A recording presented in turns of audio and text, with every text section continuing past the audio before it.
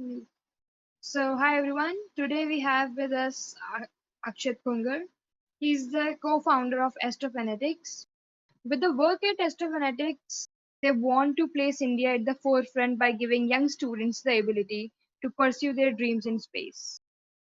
Today we'll be deep diving in the realm of astronomy. So, yeah, Akshit, the stage is all yours now. Okay, hi. First of all, a very good evening to everyone over here. Thanks for the introduction, Harshita. So first of all, talking about astronomy, I'm sure everyone over here at one stage or the other in their life would have been intrigued by the stars or the moon.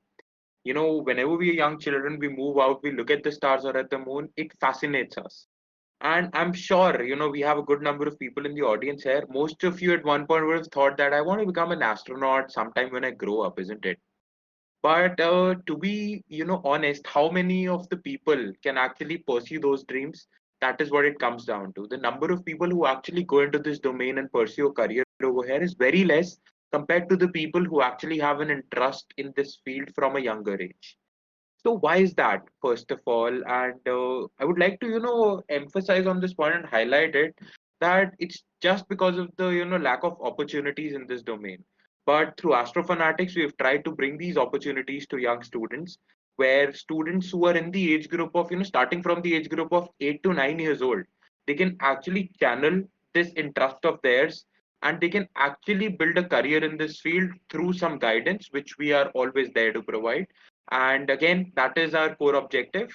Plus, we are also venturing out in the domains of astronomy, education, and tourism, because tourism is also a upcoming field, and we are trying to relate the dark skies and the beautiful night skies that we have with the tourism segment, just to get something beautiful out of it, so that people can experience what the stars look like, how is the Milky Way when you look at it, how does the moon look like through a telescope, and all these factors. Hence, this is what we've been up to. Harshita, would you like to do you have any questions as such which you'd like to put forward? No, we can take questions at the later stage of the session. Uh,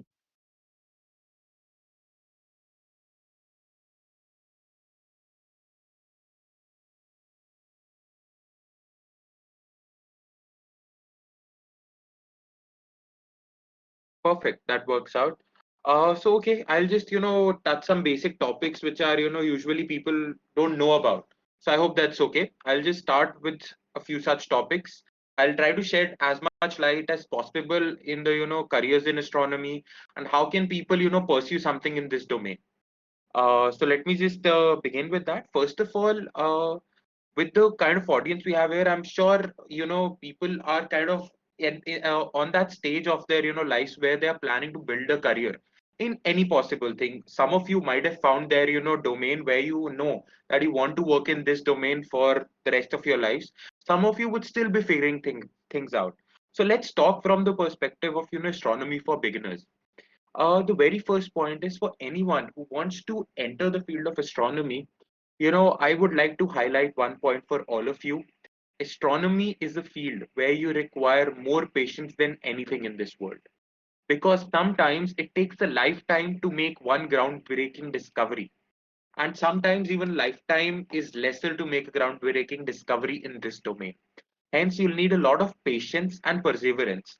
You'll need a lot of hard work that needs to be put into it, but the kind of hard work you will be putting in, you will be learning more about what lies out there, what lies beyond our own planet, what lies beyond our own solar system. So this is the kind of information that is intriguing for most of the people, and if you find that intriguing, you already know that there is a potential career in the field of astronomy and space science for you.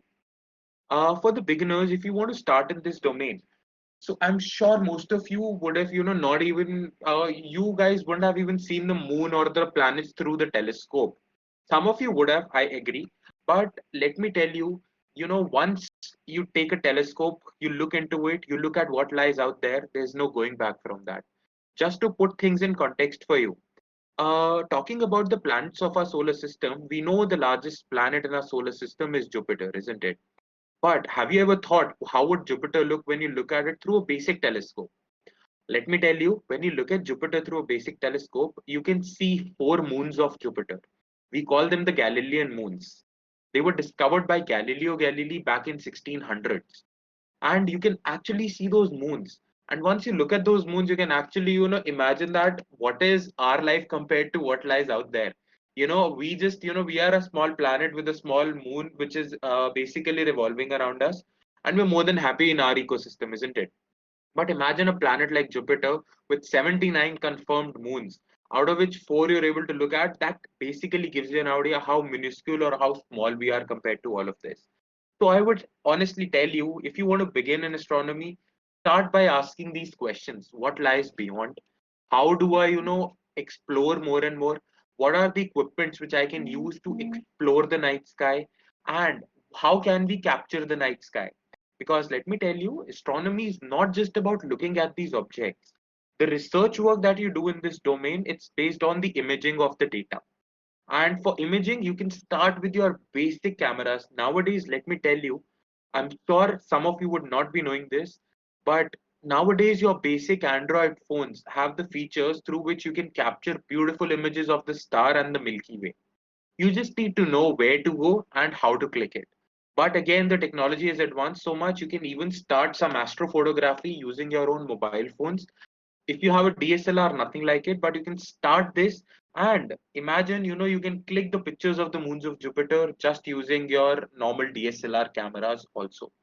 So again, to begin in this field, these are a few points that you can think about. You can basically start asking questions and looking at these things. You can buy your own astronomical equipment, of course, go ahead with that. Or you can probably visit a place where they have some good telescopes and basically just start observing things, because observational astronomy is a lot, it's a lot of tedious work, and it requires a lot of patience, as I already mentioned. So I think that's how you can start in this field. Again, talking about it, this is something, the things I mentioned right now, this is how I started in it. So that is why I feel this is how all of you can. I was 9 years old when I first looked at the moon through a telescope, and I decided, I want to do something in this field, because that idea of looking at the craters of the moon, the gray patches on the surface of the moon, it actually sparked something within me. And that is how I thought I'll go ahead with this. And I decided whatever happens in the future, I want to be associated with the field of astronomy and space science in whatever possible capacity I can. Hence, that is why I pursued my aerospace engineering from UPES Dehradun. After that, I thought about the idea that is there something for people like me at a young age? When I was 9 years old, there was no one there to guide me about it. But I thought, why not bring about something through which I can guide people who are at a younger age, and I can tell them how to, build a career in this domain. So anyway, anyone out of you who wants to connect with me, of course, after this, I'll also drop my LinkedIn over here. You can get in touch with me over Discord, LinkedIn, WhatsApp, however you guys are comfortable. And of course, I'd be more than happy to help you and sort out your doubts about building a career in this. Now, again, astronomy, it's a very interesting term, isn't it? And most of us, we relate it to stargazing. Stargazing, if you talk about it, I'm sure many of you would have just seen beautiful pictures of the stars and not experienced a sky full of stars or the Milky Way in front of your eyes. And trust me, there are, from our cities, I'm sure most of us are from cities from where, you can hardly see 5 or 6 stars, isn't it? Just try thinking about it, or maybe after this, just go out and look from your rooftops. What can you actually see in the cities? I'm sure you can count the stars on your fingers. But why is that? Why can you only see a limited number of stars when you move out in your cities? Now, when we think about it, the answer that I usually get is, there is a lot of pollution, and this pollution, air pollution, and everything, this hinders our, vision to actually look at the stars. Let me tell you, it is very astonishing, but only zero point 0.5 to 1% contribution is by the air pollution.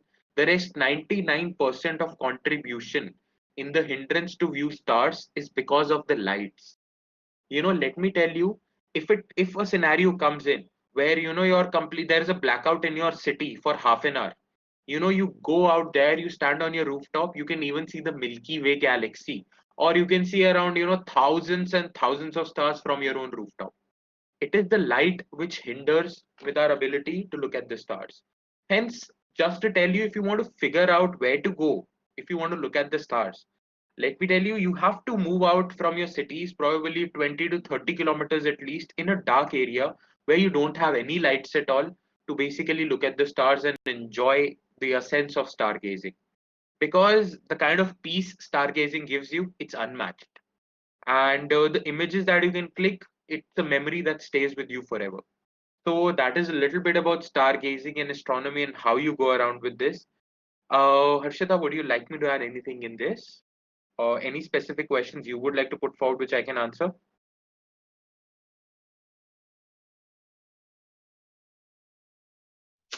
Not really, like if we can take audience questions.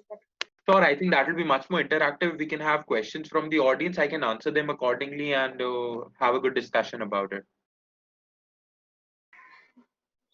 Just can do that.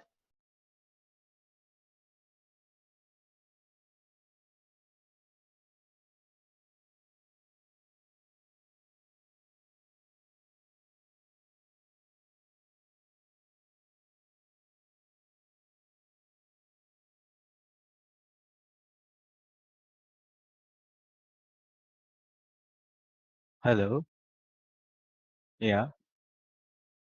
Yeah. I have a question for Akshit. Like, if someone is in like class ninth or 10th, I wanna know like how can they pursue a career in astronomy, like which subjects and which college.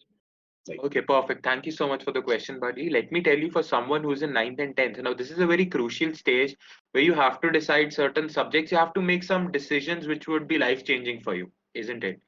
So for astronomy and space science, as I told you, it is a lot of require a lot of patience. It's a tedious field, and the core sense of knowledge that you would require to pursue a career in this field is maths and physics. And maths and physics, I'm talking about. This is about the research in astronomy, and in those domains, you will be helped by maths and physics a lot because most of the astronomy is revolving around the basic core of these two subjects. So again, one such option is going for a non-medical domain. Post that, you have different options. If you are dedicated to go towards the research domain, you have the option of a bachelor in sciences, which is something like a BSc in physics or something like that. Or if you're more towards the tech part of it, you're more into building something, not just the research part of it. You want to build something and maybe a spacecraft or a rocket or something like this. If that's your interest, then a BTech is also a good option. Nowadays, there are many institutes in the country offering a bachelor's of technology in aerospace. And let me tell you, even if there are people who've already done graduation in, let's just say, mechanical or some other domain, even they have a good option to shift to the aerospace domain in their masters. So I would recommend you to focus on these two core subjects as of now till your 12th grade, that is maths and your physics.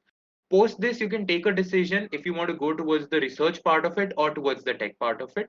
Based on that, you can go ahead with a good graduation, which would be the core. And of course, after that, the opportunities they keep on coming on to you. I hope I was able to answer your question. yeah. Perfect.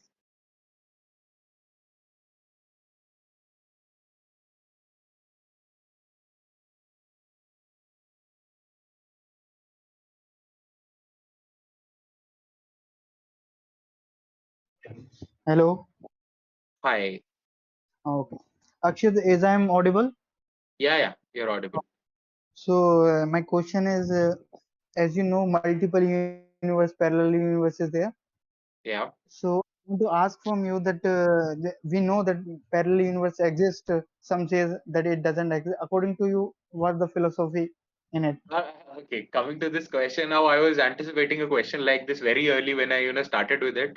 Let me tell you, the very first thing is this is a very very debatable topic in today's time, because let's just be very clear about it. We still haven't found proof about if you talk about the fancy term for it nowadays, which has been in and around, that is your multiverse, isn't it? But something like that hasn't been proven as such, and we don't have any concrete proof saying that this exists or this doesn't exist. So eventually, it's another debatable topic that we're talking about, that how is the concept of multiverse working. But let me tell you, there is a good chance something like this exists. And this is just based on the little bit of a, you see, it's a basic common topic that we all think about. We relate everything to time, isn't it? But time is something that we've created for our own convenience. One rotation of the earth is complete around its own axis is 24 hours, we call it a day. One revolution is 365 days. One revolution around the sun is 365.25 days, and we call that 1 year. So time is something we've created for ourselves. But when we are at different locations in our own universe, maybe let's just say closer to a black hole, the concepts of time and space, they basically change. The time and space grid, it changes. So eventually, yes, there is a chance there can be a theory of a multiverse, but till the time it's proven, we have some concrete evidence for that. I'm pretty sure no one out of this domain would be very much, comfortable commenting about this. I hope. Okay, Uh, Akshit, yeah, yeah, got it. And the second question, can I ask? yeah, please go ahead. Okay, my second question is that, as we know that the dimensions are there, the three Yeah, dimensions as we know, and the fourth we are calling it as time.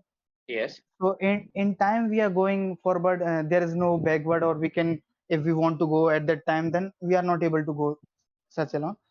So I want to ask, like in Vedas, I notified 64 ayams. We call it in dimensions. In Hindi, we call it ayams.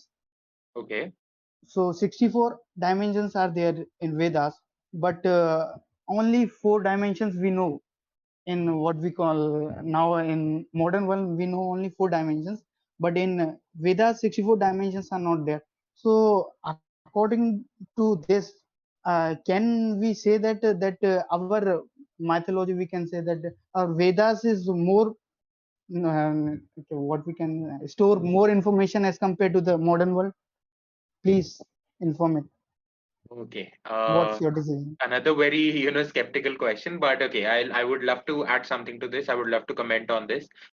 First of all, as you mentioned, our Vedas and our ancient mythology says we have 64 dimensions, isn't it? Isn't it? So, of course, there had to be some proof on the basis of which they said there were 64 dimensions. But again, coming to the point, maybe out of this, what I would, take home with the piece of knowledge I would like to take home from here, from this question is that maybe we are not so advanced that we can understand more dimensions at this given moment, because time is something we started considering it as a dimension not very long ago, isn't it? We were always confined to three dimensions. This is the fourth one which we introduced. Maybe there is a chance, if we talk about in the terms of space exploration and the space domain, we are far behind, many technological advancements. Now, just to give you a context of this also, let me put it this way. The farthest that any human made object has traveled to till now is, beyond the beyond Pluto, that is beyond the edge of our solar system, and that is the Voyager 2 spacecraft. It took around 43 years for the Voyager space probe to actually reach the edge of our solar system. Imagine how slow our tech is, right? And we haven't even, been to our nearest star. And at this pace, at this speed at which our Voyager is traveling, it would take tens of thousands of years to even reach our nearest star. Now, if we talk about the universe, we are far behind in technology, but yes, in the way we are evolving, I'm sure by the end of our lifetimes, probably in another 30, 40, 50 years, we'll be able to look at many more advancements which we'll be looking back to at this time. And there is a chance, if you and me, if we discuss something like this a few years down the line, we might also be talking about a fifth dimension. So we need to give time to this domain to actually build up, and probably a few years down the line, we would know more about this. And I'm not sure about 64, but a good chance we can see one or two more dimensions coming into the picture in a few years. So yes, that is my take on this question. And the second part, I think you didn't say that. I asked now 64 ayams are there in Vedas, and four ayams or four dimensions are there in modern mythology. So according to you, you can't say, you can't imagine that our mythologies are more knowledgeable and more informatical as compared to the today's world. Why See, we they are might be, but let me tell okay? you. See, eventually, if you talk to anyone in a field which is based on research, every person strives for something called a proof, right? So eventually, yes, of course, it is written in Vedas, and let me tell you, I also am a believer of such things. But again, for something, if we don't have a proof of it, just calling 64 dimensions, that we're not getting a proof of every dimension. If there was a name for every dimension, what it does, what there was a definition for it, definitely I would say our Vedas are way advanced. But till the time we keep on, finding more dimensions, we can't say if the calculation of 64 such dimensions was right or wrong. So that is again another debatable topic, and I'm sure it will be a huge debate if we get into this. Okay, thank you, Akshat. Okay. Just a request, guys. Anyone who comes on after this for a question, please let us know your name in advance. Thank you.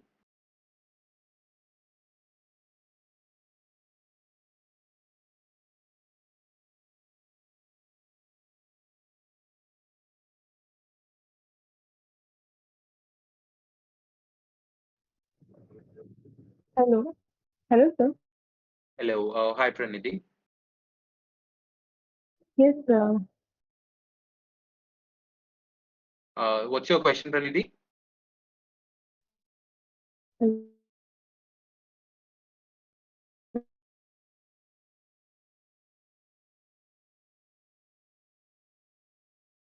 sir, how, hello?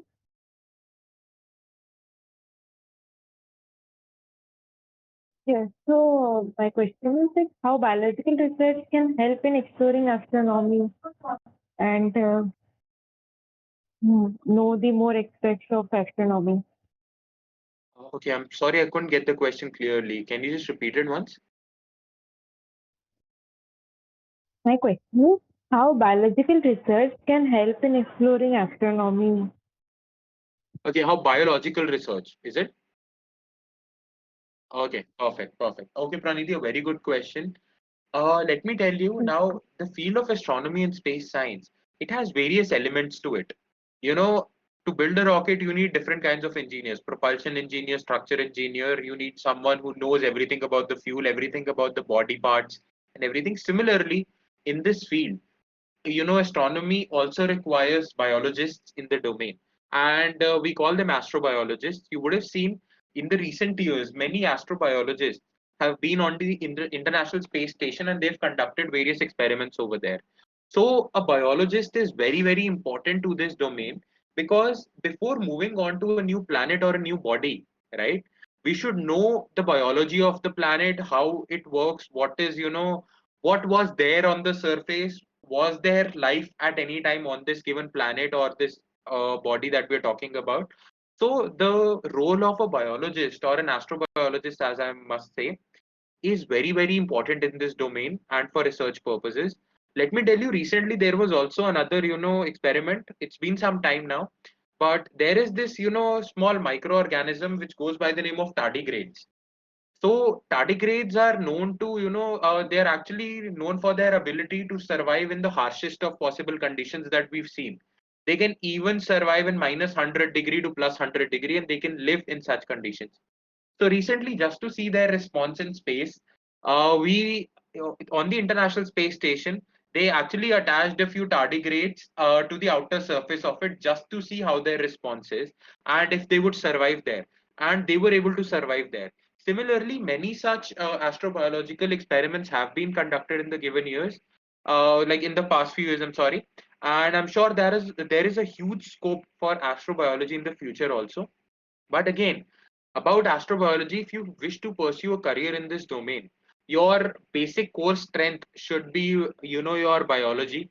And based on that, gradually you can build more and more about it. And again, you might get the opportunity to work in the space domain. You can work on the astrobiology aspects of Mars, on the astrobiology aspects of the moon. Moon is mostly covered because people have been researching about it from a very long time.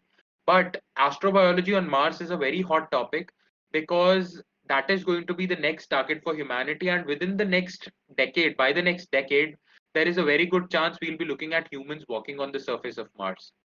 So again, biology is very important before moving on to any such planet, and there is a huge, huge scope of this subject in the future. Okay, sir, then in India, how we can find is like how we can approach such research and work for Okay. it? So let me tell you about astrobiology in India. First of all, at this given point of time, while we are talking, it is difficult to build a career. To be very honest, see, I'm being brutally honest over here with all of you. So in India, it has a limited scope at this point of time, but a few years down the line, there would be a good scope. At this moment, if you want to ask me what are the best options for someone to pursue a career in this, now you have organizations like IAU, International Astronomical Union. You have organizations like NASA, JPL, who come out with certain research topics and research projects. You have to send in your proposals for that, but you'll be only able to send your proposals for that if, of course, you have a in-depth knowledge about biology and you can actually work in the research domain of it. Not just follow books. You have to be the one who writes those books. Okay, you have to do your own research. These organizations, they take out certain contests which have certain grants. So it's just about one good idea which strikes any of these organizations, and if that happens, they automatically start funding your projects and they start giving you opportunities in this domain. And post this, if you also want to build a career in this after pursuing medical over here in India, if you are planning to study in India, of course, you study biology, you do your core graduation in this domain. Post this, you'll have the option to pursue your masters from a space university also, because they are also looking for prospects in this domain. Let me tell you, one such institute can be the International Space University, which is based out of France. It is one of the best universities in the space domain, and over there they do hire, they love to interact with people, and they get students from the biology background who have been contributing to the field for quite some time, and they groom them and they teach them about how to work in the field of astronomy with a biology background. I hope that helps, Pranidhi. Yeah, sure, sure. So one more question I have. Sure. Yeah, Yeah, please go ahead. yeah. So, like, how is research on such new latest topics of astronomy, like black holes, dimensions, multiverse, dark energy, can help human society in practical ways? Because if Okay, we are that's researching, it should add some value to human perfect. That's a very, very good question, Pranidhi. life. Eventually, globally, we're spending billions on this space research and everything. You just want to ask, how is it helpful to the human community, right? So Yes, sir. okay, perfect. Okay, so let me just start by answering this. We live on a planet with we, as we know, life started, the human life came into existence on this planet thousands of years ago, like hundreds of thousands of years to be precise. Okay, so it was very long back when life started to exist on this planet, and we came in, and the way we've been developing, and we've been using up the planet. Of course, we all know that climate change and such things, they are real. They are very, very real. And at this pace, we've started ruining our own planet, and there are various factors onto it. Overpopulation is one of them. The overusage of all the natural resources is one of them. But if you think about it, maybe another 1,000 years down the line, it'll be the earth would be overburdened by the kind of life we have over here. So the space, and now it's difficult. I'm sure the very first thing, the very first logical step is to stop this. But on a global scale, you'll see not every government, not every organization is working to actually control these changes which are happening to our planet. So if you think about it from the space research perspective, these researches help us understand what lies out there. It also helps us to figure out if there is any other form of life existing out there on any other planet. Because I don't know about your beliefs, everyone over here on this call, I don't know your beliefs, but let me tell you, our planet is nothing compared to the size of the universe out there. So I am pretty sure there would be more forms of life out there. I'm not saying intelligent life forms. There can be intelligent life forms. There might be microbiological life forms on other planets or on other exoplanets, of course. So researching about all of this gives us an idea that how was the past of our universe? If there was some life there, how did that life end? What were the things which led to the destruction of a planet or a star? Now, our star, our own sun, which is actually the harbinger of life on our own planet, it is around 4.6 billion years old, and it is halfway through its lifespan. In another 2 to 2.5 billion years, it will start expanding and it will eat up our own planet Earth. This is how it all works. And what after that? So our main idea to study everything out there is how can we initially in the next 15 to 20 years make life interplanetary, that is make life exist, make the presence of life possible on Earth and Mars alike, and also on the moon. And after this, we are also targeting a couple of moons. One is the moon of Jupiter and one is the moon of Saturn, actually. So once we are able to establish life on these places, we are able to form these planets into a way where we can live.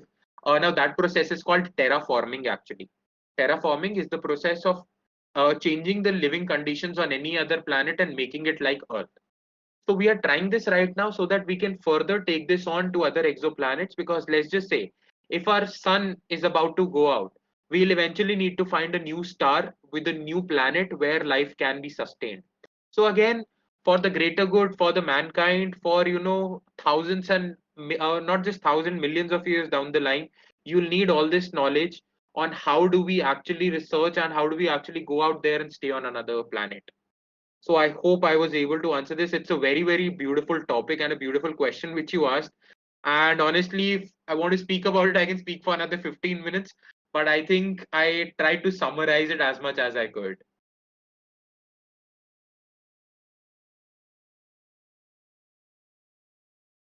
I hope I was clear, Praniti.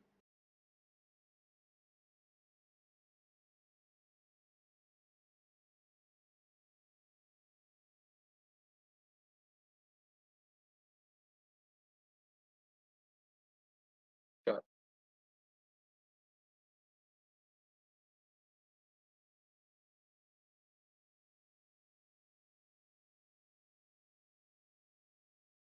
Hello, am I audible? Hello, Akshit. That's Hi, how are you? amazing. I have a few questions I want to ask you. Sure. Yes. Just going over your website, AstroFanatic. Yeah. I wanted to know what is it about because I was reading everything on it, especially FAQ section, courses being offered there.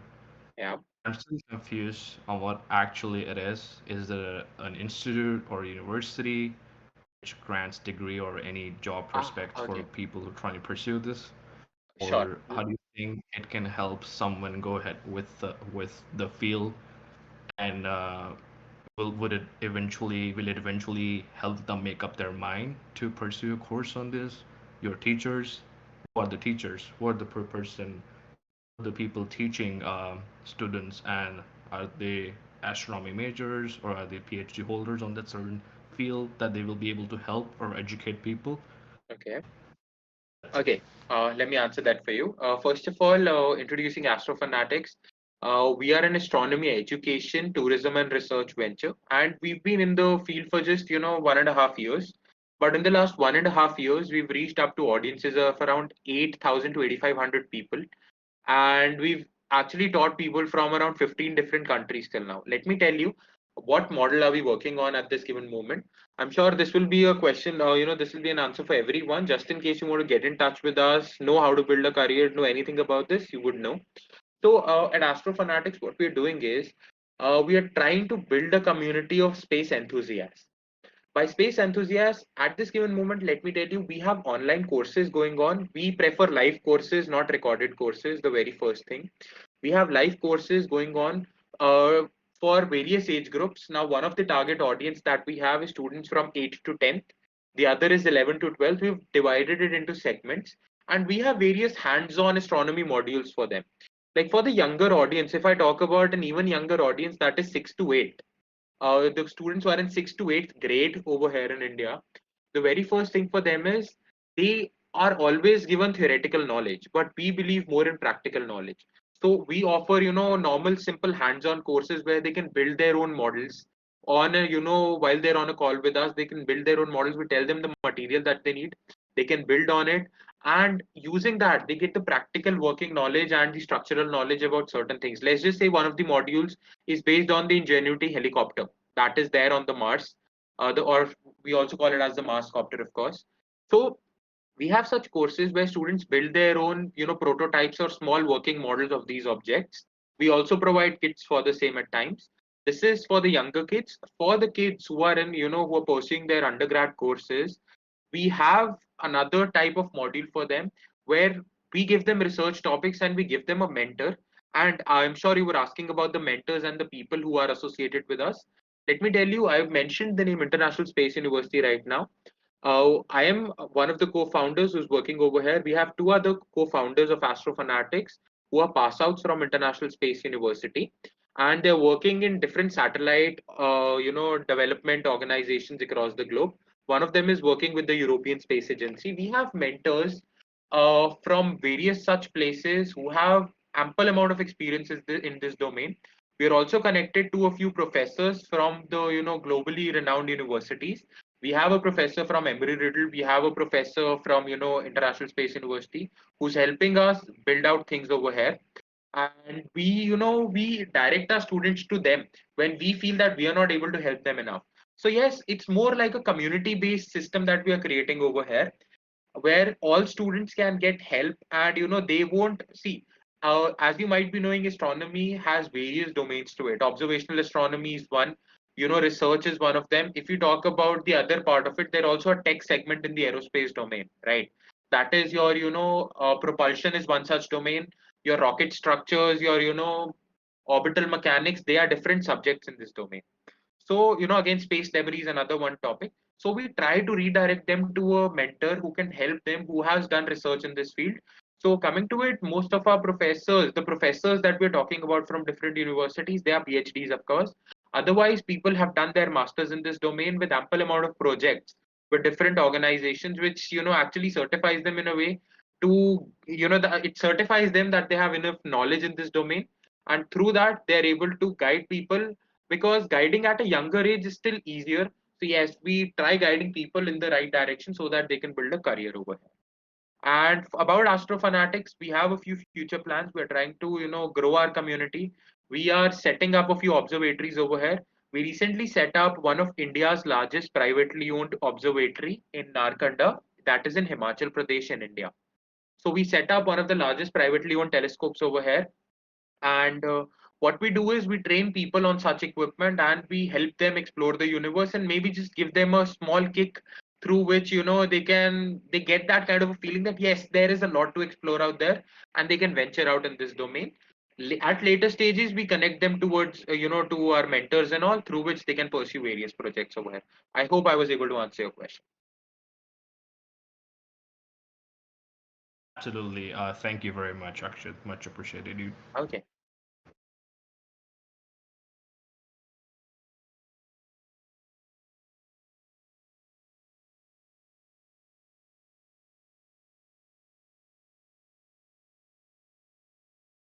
Uh, Hi Akshit, how are you? Hi Ritika, I'm good. I hope you're good too. Yes, yes, absolutely. Actually, I want to ask we are talking about astronomy, and there are many things about astronomy like Kundalini and hand seeing. So, these planetary motions and directions matter in deciding the destiny. Uh, if you have any knowledge. Okay, so I think you're asking a little bit about astrology, is it? Yeah, means it is matter or it is कोई फर्क नहीं पड़ता.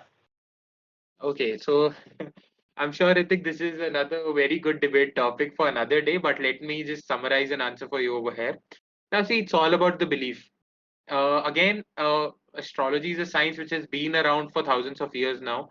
So there has to be some basis of that. But on a personal note, if you're asking me, I would just say I am more of a science guy. I ask for proofs before believing anything myself.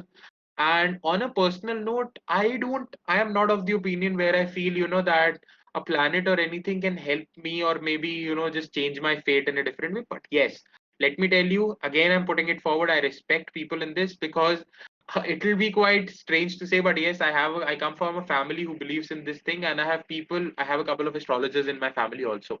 But yes, coming to it, my personal belief says I would go by research and such topics where if I have a proof, I would believe things. If I don't have a proof, I won't believe that. So again, it's a question where everyone can have a different opinion. I just shared my opinion with you on this.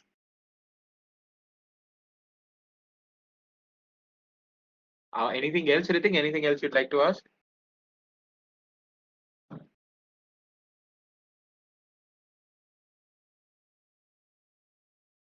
Hello, am I audible to you guys? I think Ritik.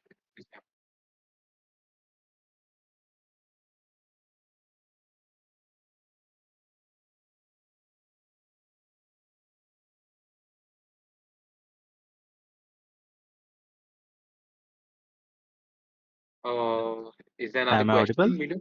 Yeah. Yeah, yeah, yeah. So I was asking about like if I want to pursue a career in like astrophysics, Yeah. like uh, or astronomy, like what are the key differences between the two like subjects? Okay. So if you don't mind me asking, like, what are you doing right now? Or like, what phase are you in, of your life? I'm in ninth grade actually. You're in ninth grade. Okay. And you're asking me that what are the differences between astrophysics and astronomy at this given point of time, right? Yeah, yeah. Okay. So let me tell you, astrophysics, if we are talking about it, it's mostly research based. Okay. So again, astronomy has various branches to it. Okay. And astrophysics has again another, what do you call it? It's a totally separate domain basically. So let me tell you, this astrophysics, if you talk about it, as I said, it is a hardcore research topic.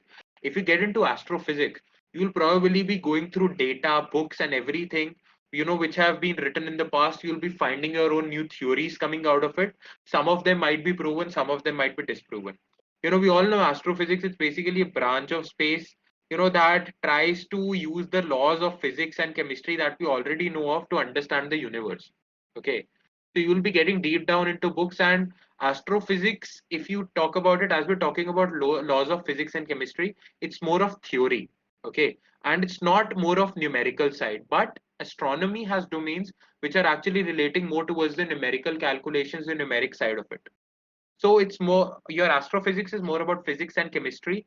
Your astronomy is more about physics and maths. That's a little bit of a difference in this. But again, your graduation, you can go for anything related to this domain. Post that, you can make a much more informed decision in what you feel is a better domain for you. So that's my suggestion if you want to build something in this, because I'm sure at this moment it is very, very difficult to decide if astrophysics is the right path for you or astronomy. Maybe give yourself another couple of years till the time you're in 11th or 12th grade. You'll have much more knowledge to make more informed decision about this and what you want. Even if you're unsure at that moment, don't be scared with it, because you can have a generic graduation, maybe something as a BSc physics, and post that you can build a career in astrophysics or astronomy alike. It won't make a difference. So you have time to think about it. It's just that you'll have to deep dive into it and figure out what's best for you and what you think you'll be comfortable doing for the rest of your life. Can I ask another question? Yeah, sure. Yeah, I wanted to ask about like the Big Bang. Like, according to you, which theory do you believe in? Like, do you believe what triggered it? And do you believe in the string theory and the multiverses of the bubble universe? Wow, wow. Amazing question. Now, let me tell you again another thing. If we get into this topic, we won't be coming out of it for another half an hour, I swear. But yes, I strongly believe, yes, the Big Bang Theory, if you talk about it, given on the proof that everything is expanding, yes, of course, Big Bang is the base core of it and everything is kind of revolving around it.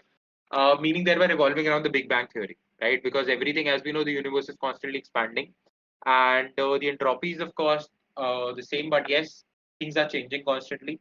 Yes, Big Bang is one theory, and talking about the string theory, I haven't been in touch with it a lot, so I can't comment on that. I'm sorry about it. I hope that No helps problem. me. Do I'm sorry. Yeah, yeah. Thanks Yeah. for the answer. Yeah. Sure.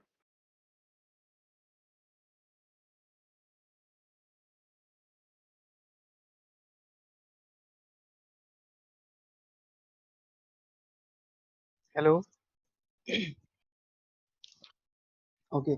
Akshit, throughout your speech, I listened that you are saying that according to you, that whatever the concept which is proving something, it should be the correct one.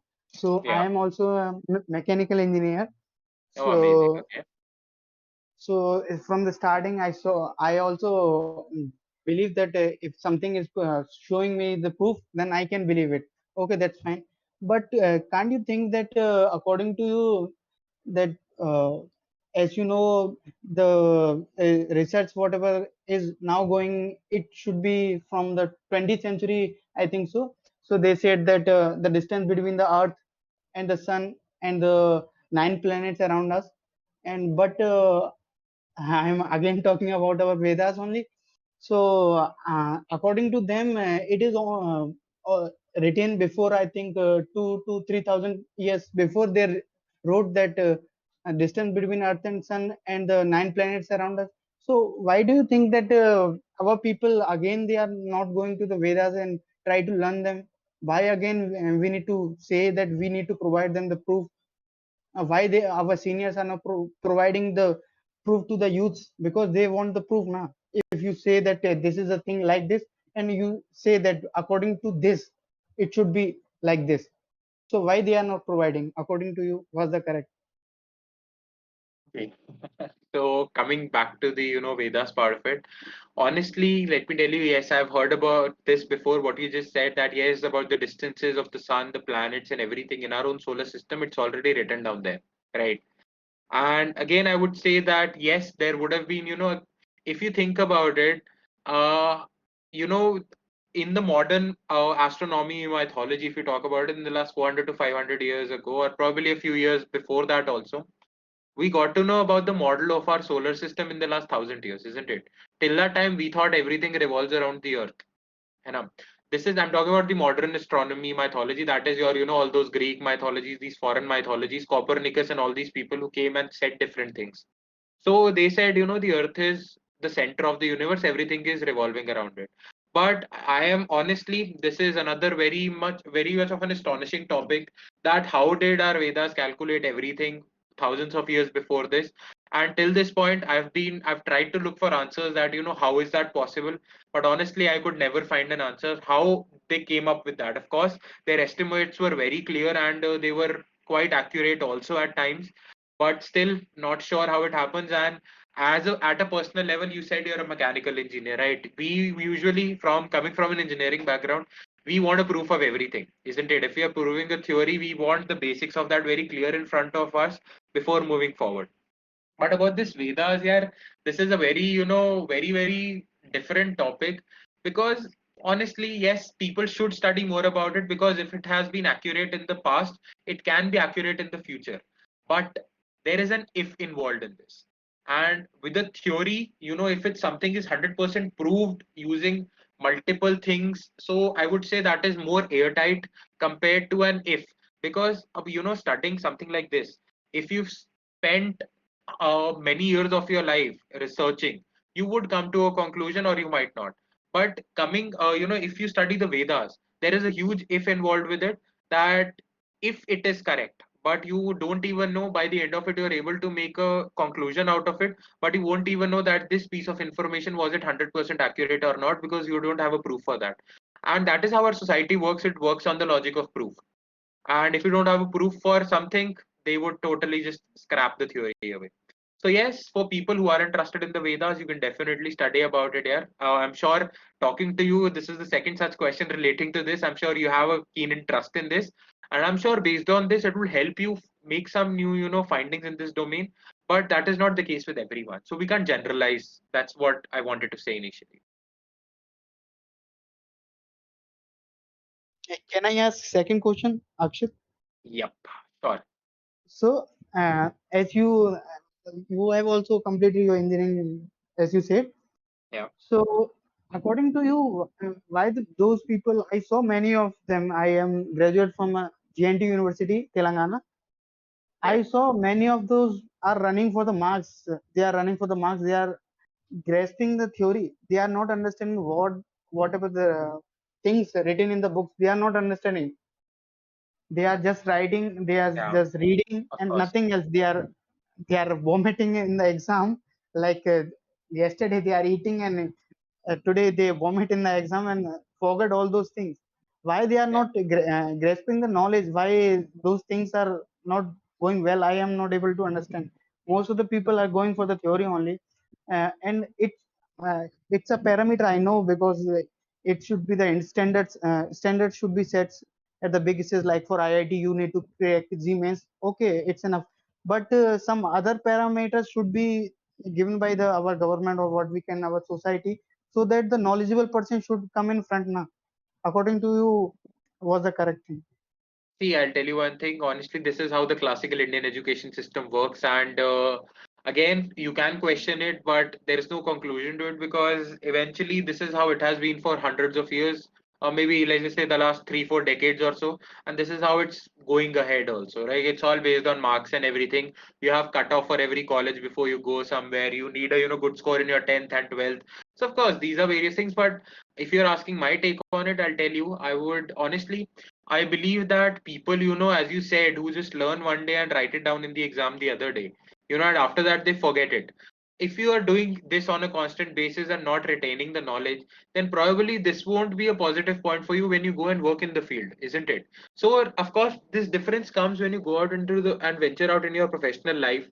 You go and start experiencing a work culture. You start working with some organization where you are required to use those knowledge points at various points of the day, then you would be challenged, and the person who remembers that, even if the person doesn't had enough marks, but he remembers everything by heart. So I'm sure the organizations also, they prefer people with the good knowledge and not just good marks. But our education system works on marks. This is how it has been, and I'm sure this should change. I really hope this changes in the next few years, but right now it's just based on the marks. So again, it's a sad point, but it's difficult for people like you and me to do something about it. But again, good question, and I really hope people work on this. And to everyone out there, if you're planning to pursue anything in your life, not just related to astronomy, try to retain knowledge, whatever you're gaining, and not just remembering or cramming it up one day and just writing it down in your exams to get marks and forgetting about it. Try to retain the knowledge, and that will be done when you constantly stay in touch with your subject. That's all. I hope this helped. Okay, thank you, Akshit. Okay, sure.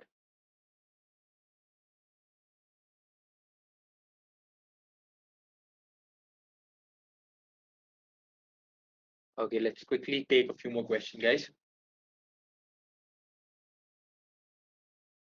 Yeah, I think let's try to find another 5 to 10 minutes at max. I hope that's okay. It was Okay, good. I'm sure if people have more questions after that, we'll connect some other day because very interactive audience you've got over here, and I would love to interact with them some other day. Let's take a few more questions quickly right now. Yes, so I needed some career guidance actually. I have been interested in astronomy for since as long as I remember, but currently I'm pursuing BTech in computer science. Okay. And what I see ahead is just I can clear the ICRB exam to get into ISRO and work with them, but I don't know any other career options. So if you can please just help me. Preet, if you don't mind me asking, which year of your engineering are you in right now? I'm gonna finish my second year in a month, I guess. Okay, you're about to move on to your third year, right?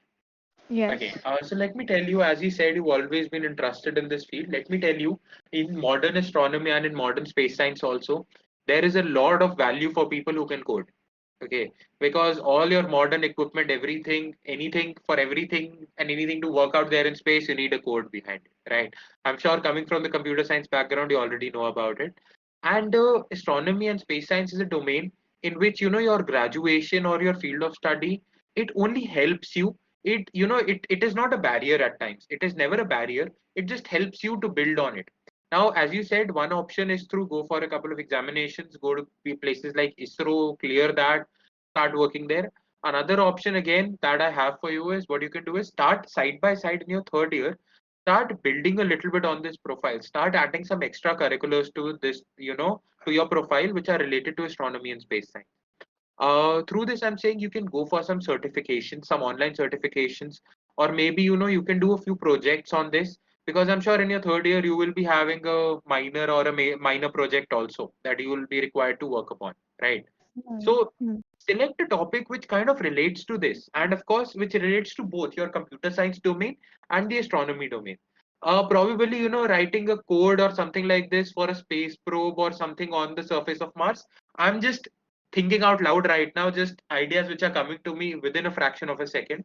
That is what I'm talking about. But using these things, these pointers which relate your two domains, your astronomy and your computer science, if you add such things in your profile, it will be really helpful. And using this, you can apply for master's courses to any institute all across the globe. And these extracurricular activities would show your keen interest, which is into the field of astronomy also, apart from your basic course subject, that is your computer science. So start building on it right now. And within the next 1 year, because I'm sure your fourth year will be a little bit hectic with placements and everything going around, I'm sure. So I would suggest you to take this 1 year, utilize it as much as you can, and start building an extra co-curricular profile in this. If you need some more help in this, if you want, if you ever want to get in touch over internship opportunities in this domain in the country, I'll be more than happy to help you. You can connect with me over LinkedIn, and I would love to connect you with the right people, or you can, of course, pursue an internship or something like that with us in the future if that works out. So, see, these kind of opportunities would help you and learn more. And again, as you asked, you started the question with a little bit of a career guidance, isn't it? Honestly, I'm not certified for career guidance. This is something that came to my mind right now. I just thought about it. Just showing you the path. You can follow this, add a few projects in this domain. But again, if you feel like you want to do a full-time switch to astronomy and space domain, I think you can get in touch with some certified counselors who can help you out with this, help you figure out the perfect way to do it. But I hope to building a career for you with a combination of these two domains. I tried covering that, and I hope I could have helped you. Like Yeah, I yeah, yeah. helped you out. Yeah, Perfect. please. Okay. Thank you. Thank you so much. Okay. Yeah.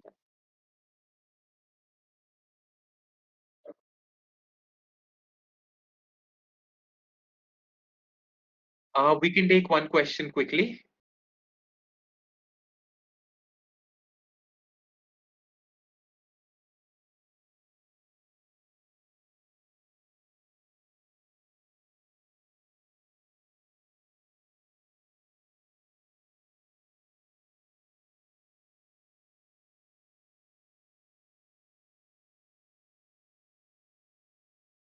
Uh,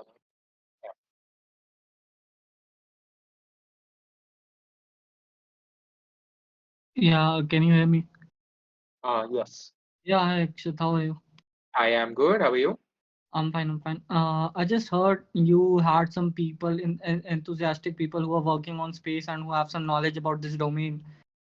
So I'm pursuing I have done my master's and right now I'm working with a company in the field of CFD, computational fluid dynamics. Oh, amazing. Okay.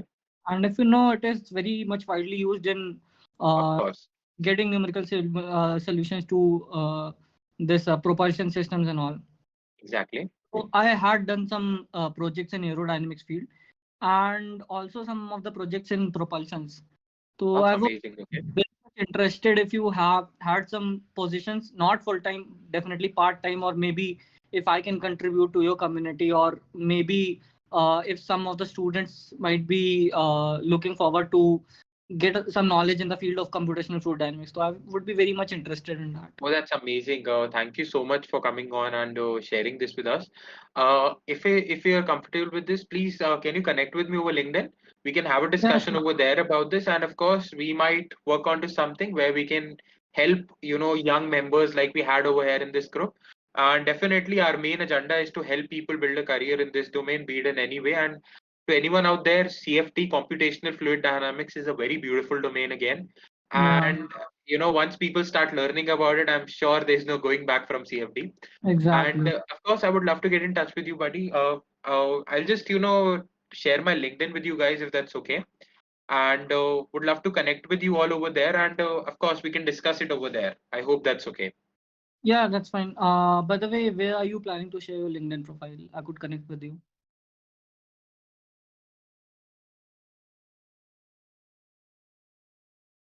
Perfect.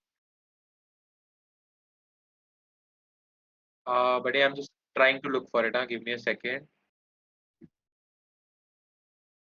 What's your full name, by the way?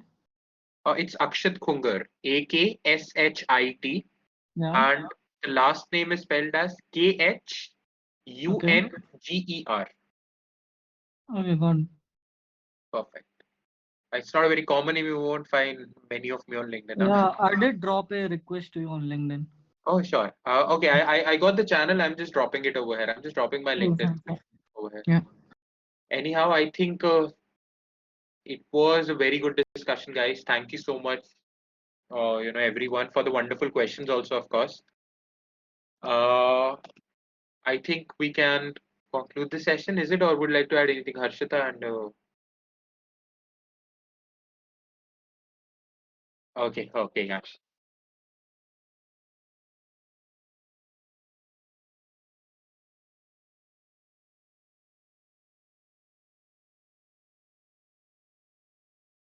Perfect. Anytime, guys. Happy to help, and I hope I could answer most of the questions. If there's something left, you can probably get on some another day and have a good discussion about various things.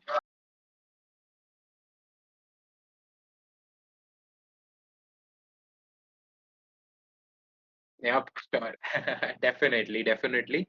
And anyone who also wants to connect in any field, like in if they have any interest in astronomy, telescopes, astrotourism, they want to travel for all of this for stargazing and all, please feel free to get in touch with me over LinkedIn. I've dropped in my LinkedIn profile on the No Mic channel, so you can get in touch with me, and I really look forward to connecting with you guys in there also. Thank you so much for the opportunity, guys.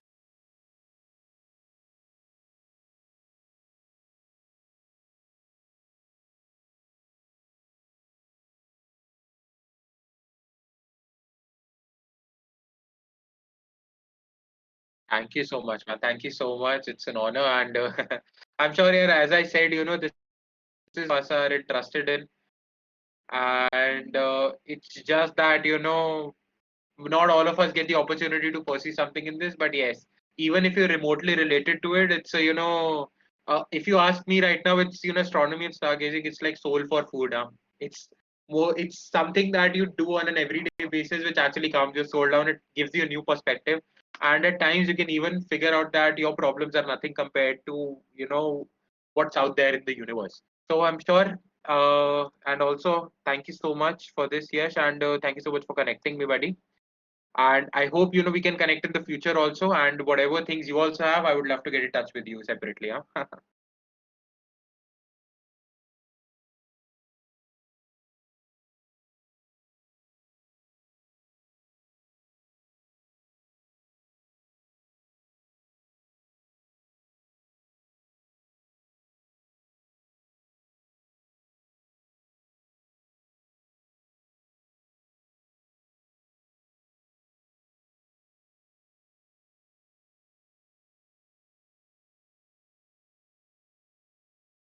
Perfect. Okay. Thanks to you, and thanks to everyone who tuned in and spent some good time with us. Thank you so much, guys. It was fun interacting with all of you. Have a good night.